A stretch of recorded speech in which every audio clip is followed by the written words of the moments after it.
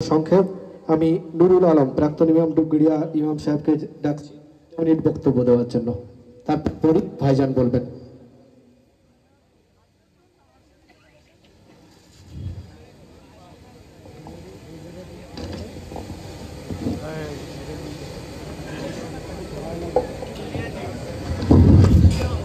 আসসালামু আলাইকুম। ভাইজান উপস্থিত আছেন আর এখানে উপবিষ্ট খাঁটি বাঙালি ভারতীয়দের দেখতে পাচ্ছি। তো এখানে বলার মতো আমরা তো সবসময় কম বেশি কথা বলি। এখানে আমরা যারা উপস্থিত আছি আমরা সবাই ভাইজানের কণ্ঠ থেকে কথা শোনার জন্য অপেক্ষায় আছি, তাই না? বসে যাচ্ছে কেন? আমি কথা বললে অনেক লম্বা চওড়া হয় না, ছোট্ট হয়, কিন্তু গায়ে জ্বালা লাগবে খুব। সহ্য করতে পারবেন? আমডাঙ্গায় 1 মিনিটের কথা বলে আমার বাড়িতে নোটিশ এসেছিল, সেই থেকে কথা বলা বন্ধ করে দিয়েছিলাম, অনেকে জানেন। তারপরে থেকে আর কথা বলিনি। আমি দেখলাম যে কথা বলে আমি একা মার খাচ্ছি, আর যারা শুনছে তারা তো সবাই চুপচাপ দেখছে দর্শকের মতো।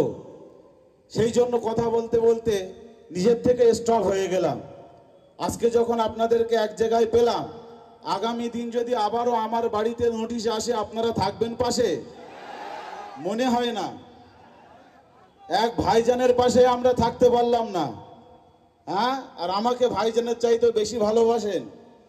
সবচাইতে বড় একটা কথা বলবো, আমাদের প্রধানমন্ত্রী নরেন্দ্র মোদী তিনিই বলেছিলেন যে যদি বর্ডারে কোনো রকমের আক্রমণ হয় তাহলে সমস্যাটা বর্ডারে নয়, সমস্যাটা দিল্লিতে। আজকের এই কথাটাই যদি ঘুরিয়ে বলা হয় পেহেলগাঁওতে যদি কোনো সমস্যা হয়, সমস্যাটা পাকিস্তানের বর্ডারে নয়, সমস্যাটা দিল্লিতে।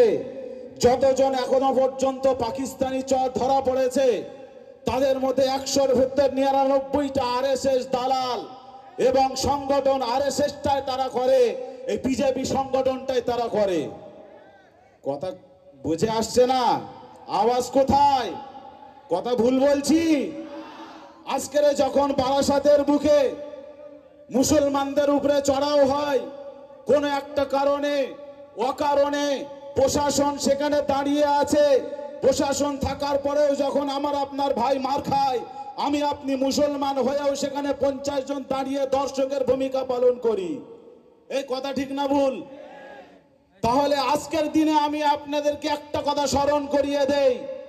বেশ কয়েক বছর আগে এই খিলকাপুরের জমিনে কিছু দৃষ্টিতে এসে আহলে সুন্নাতুল জামাতের যে অফিসটা আছে অফিসের উপরে আক্রমণ করেছিল। তারা হিন্দু না মুসলিম? জোরে বলেন। আজকের দিনে দাঁড়িয়ে যখন মুসলমানরা মার খাচ্ছে, তোমাদের সেই সমস্ত হাতিয়ার কোথায় গেল? আমরা তো জানি। আজ আমি জেনে শুনে কথা বলছি। এই কথাটা বলার জন্য হয়তো আমারও ফোন আসতে পারে এখনই, তবে কথা বলার সময় নেই আজকের। কথা একদিন হবে। আল্লাহ দেখছেন কি দেখছেন না?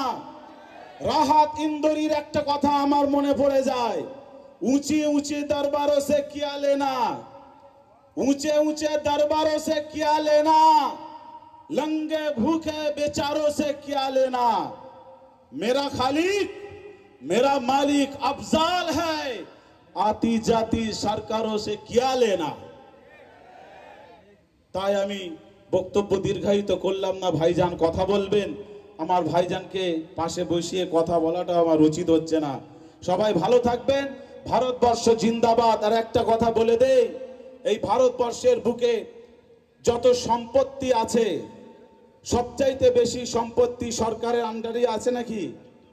ভারতীয় আমাদের প্রতিরক্ষার জন্য যত সম্পত্তি আছে, 3য় নম্বর সম্পত্তির জায়গায় দাঁড়িয়ে আছে ওয়াকাফ সম্পত্তি।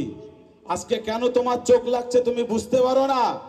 3য় নম্বরে দাঁড়িয়ে 1 লক্ষ কোটি টাকার মতো সম্পত্তি, যেটা 12.5 মিলিয়নের উপরে বিলিয়নের উপরে বেশি তার সম্পদ। কম বেশি 40 লক্ষেরও বেশি একর জমি, যার একত্রিত করলে হয় এতটা সম্পদ আমাদের হয়ে যাচ্ছে, কষ্ট তো তাদের হবেই। আজকের আসুন, যেভাবে আমাদেরকে আহলে সুন্নাতুল জামাত পথ দেখাবে, আমরা সেই পথে এগিয়ে যাব, বলেন ইনশাআল্লাহ। ইনশাআল্লাহ।